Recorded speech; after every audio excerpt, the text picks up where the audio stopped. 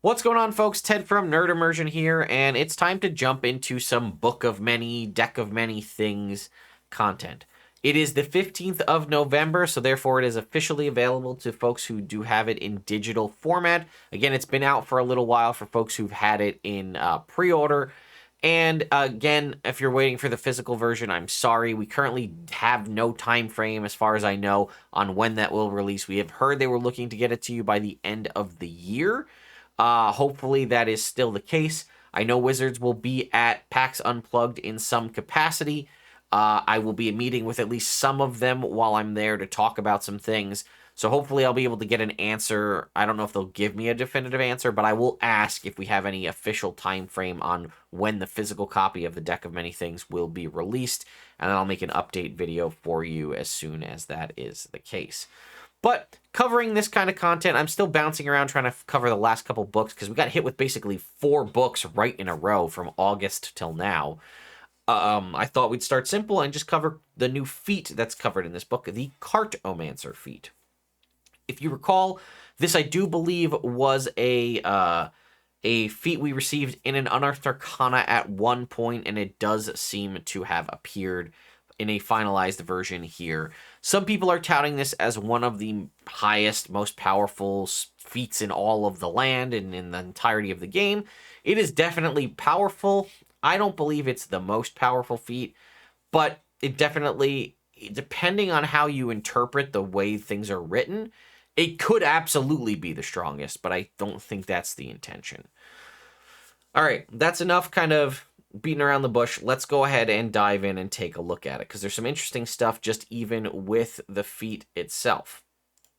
So if we look at it right here, you'll see that it is a 4th level requirement, a prerequisite feat, and it requires the spellcasting feature. Couple things to note there. First of all, we have seen a shift to these prerequisite-based feats we know coming in the 2024 updated core rulebooks. However, almost all of those 4th level prerequisite feats gave you an ability score improvement of at least +1 to either a stat of your choice or a specific set of ability scores. Whereas all of the, first level feats or the feats that had no prerequisite didn't provide you an ability score improvement. And that was kind of what Wizards of the Coast had said was essentially a mechanic they had hoped to tie into the game originally. But because they figured most people wouldn't be taking feats until 4th level anyway, that was kind of a built-in mechanic, but then not really balancing it for the fact that Variant Human could get feats at 1st level. So there you go. So that's one thing to note. This one does not provide an ability score improvement of any kind. The other thing to note is the specific wording of the spell casting feature. Now, the reason that I bring that up is there are other feats in the game. Things like, what is it? Elemental Adept requires spell casting. I don't remember if it's this one, or maybe I'm thinking of magic items. Okay, so for example, Elemental Adept right here says the prerequisite is the ability to cast at least one spell. There are also magic items out there that say they require attunement by a spell caster. Now that's specific because something like a Totem Warrior Barbarian, when they choose their subclass at level 3, gets the ability to cast Speak with Animals as a ritual. Technically, they can cast at least one spell. Technically, they are considered a spell caster, so all of those things apply. But this specifically states the spell casting feature. A Totem Warrior Barbarian with the ability to cast Speak with Animals does not have the spell casting feature. They just can cast a spell. If you were to look at, say, the Bard and scroll down, you'll see right here in their stat block, spell casting. That is the spell casting feature that we're referencing. Again, probably not a huge deal, but worth mentioning because I believe this may be the first time, or one of the first times we've seen spell casting feature as a prerequisite. So it gives you 2 benefits. The first one is called Card Tricks. It says you learn the Prestidigitation cantrip and can use it to create illusions that duplicate the effects of stage magic. This makes sense because, normally we're talking about close-up magic, things like card tricks and sleight of hand and, stuffing the handkerchief in your hand and, oh my god, it's gone. And, quick changes and flip changes with cards and lifts and floats and all that kind of stuff that happens in sleight of hand magic. It also says when you use prestidigitation in this way, you can seal the verbal and somatic components of the spell as ordinary conversation and card handling. And that makes sense because I was going to say prestidigitation kind of does most things that kind of you would be doing with sleight of hand or close-up magic, stage magic. But the fact that you can conceal the verbal and somatic components of the spell in normal conversation and, hand movements and things, that makes sense because that's the name of the game with any kind of stage magic is misdirection, right? I'm doing something over here with this hand, calling your attention to it while this hand over here is doing something, pulling something, lifting a card in the deck or what have you, while you're focused on the big show I'm making over here. So that makes sense to me. It's also really interesting because it's really up to the DM and you what duplicate the effects of stage magic is. I imagine this is something like pulling a rabbit out of a hat, but like, did I actually just pull a rabbit out of a hat? Do I have a rabbit now? Again, prestidigitation is a cantrip, and it doesn't usually let you do this, but it says you can duplicate the effects of stage magic. Could I saw somebody in half with this ability? That is stage magic. Again, it's really up to how much your DM is going to let you stretch this, but if your DM is a fan of magic and stage magic and that kind of stuff specifically, you might be able to really sell some stuff, especially if you can describe a pretty intricate trick or something to them. They might be able to go for it, especially if you could do it yourself in the real world. You probably could definitely convince them to allow you to do it in the game with magic.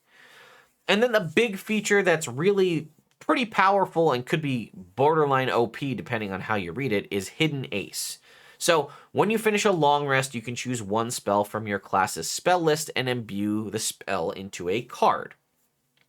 The chosen spell must have a casting time of 1 action and must be of a level for which you have spell slots. The card remains imbued with this spell for 8 hours.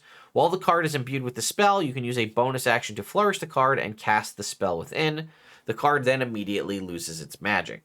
So a couple things to note here. 1, it just has to be on your spell list. It doesn't have to be a spell that you know. It doesn't have to be a spell that you have prepared. It just needs to be contained on your spell list.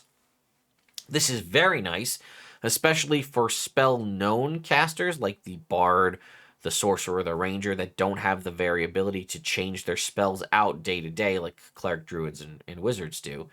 So that's pretty cool. The other side of it is, it allows you, like, there might be a spell, again, specifically as things like the Sorcerer, Bard, and Ranger, but even for the other classes where you're like, it doesn't really make sense for me to waste one of my spells known on this spell that's so niche or once off I might not need it all the time, or there's no sense in me wasting a prepared spell slot for this one spell. I can just make it a hidden ace, and then literally have an ace up my sleeve in case I need that one thing to come out in this particular instance. But the other thing that you should note is that it stays in that card for 8 hours, but when you flourish the card, you can cast this spell as a bonus action. That's huge because it allows you to change any action spell that you have into a bonus action. There are a lot of interesting things you could do with this, with debuffs and buffs to set up something for a follow-up action, whether that action is an attack, whether that action is a cantrip, or what have you. There's a lot of opportunities you could do. I mean, think about the power of a bonus action haste spell. Pretty powerful in and of itself because you've got the haste, then the hasted action, and your standard action still available to you. Although, again, spellcasting may not be an option at that point. But what's also interesting is it says you flourish the card and cast the spell within. Now, the way I interpret this is I take my card, I imbue it with my action spell that it must be of a level at which I have spell slots. And by that, they mean if I only have access to 3rd level spells, I can imbue the card with a 4th level spell, right? That's just not how it works. So I take whatever up to 3rd level spell in this instance I have, wham, it's in the card. I keep the card in my pocket, up my sleeve, however I want. It just sits there, in the case that I need it within the next 8 hours before the card's kind of imbuement fizzles. Then, while the card is imbued, I can flourish it as a bonus action and cast the spell within. Couple of things that I don't know is it sounds to me that the intention is all the Hidden Ace does is potentially let me get access to a spell I didn't have prepared or known that day, and it turns the action into a bonus action. You could, in theory, argue that you're imbuing the spell into the card. The card now contains it. When you cast the spell from it, it doesn't use a spell slot because you're not using a spell slot to imbue it. You're just imbuing it. The other side of it is if I imbue a spell into the card and I don't cast the spell within 8 hours, did I lose that spell? Because I didn't technically cast the spell yet. So my assumption is no, that if I imbue a spell into this and at 8 hours and a minute, that spell is no longer imbued in the card, but the slot that it was associated with is still available to me. I interpret it that way, and I also think it's just basically designed to allow me to have an action spell be a bonus action. Because if you did make the argument that nowhere does it, it says and cast the spell within, so I assume that means using your spell slots to do so. Because if you didn't mean that, then you could basically have 2 9th level spells with a 4th level feat. So I'm assuming that's not the case, but I am curious to see, because I guess it says you don't cast the spell until you do the flourish. Even if you imbue the spell in there and you don't use it, I don't think you fizzle out your slot that way. So, either way, a very cool feat, has a lot of really interesting capabilities to it, which I do appreciate. I just don't really know how useful it'll ultimately be for a lot of people. I think it could definitely be a really cool flavor feat. Hidden Ace has its benefits a lot. I'm sure you guys will leave me in your comments basically your best setups and uses for the Hidden Ace feature. I actually just kind of like it for the card tricks ability, because I have a character that basically is a sorcerer who is is focused all about stage magic, and it loves sleight of hand magic over traditional magic, even though traditional magic will let you basically do anything. His preferred thing to do is learning sleight of hand and stage magic and that kind of illusionary magic, and not actual illusions. So this feat is right up his alley. He would absolutely take this. But anyway, let me know your thoughts and opinions in the comments down below, and stay tuned for more coverage of, again, all of the books that have come out. We still have to finish monster coverage for Big Bees. We got to finish up Phandelver. We got to finish up Planescape, and obviously we need to finish up a lot of stuff for this book as well. So thank you all so much for watching, and I'll see you next time.